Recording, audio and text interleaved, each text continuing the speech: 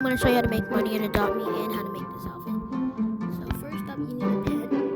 Then you just have to do all their tasks. Even if they're fully grown, you can still do all your tasks.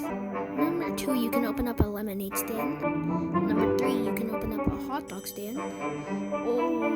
And number 4, you can buy an ice cream truck and sell it for like a few dollars, like a regular ice cream truck. Anyway, that's how you can make that much money, like 3,000 things. So if you just play Adopt Me for a long amount of time, then you will have enough money in just a few days. Super easy. Like you see the task under there, it says.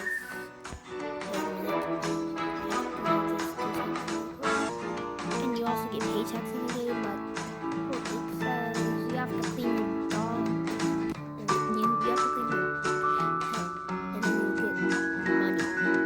A certain amount of money for each thing. Alright, now here's how to make that fit. First, you go to things that looks like a scarf. Then you just find the box and press it. You can search up the box. So there are 2 types of boxes. I chose that one because I chose this one that looks kind of.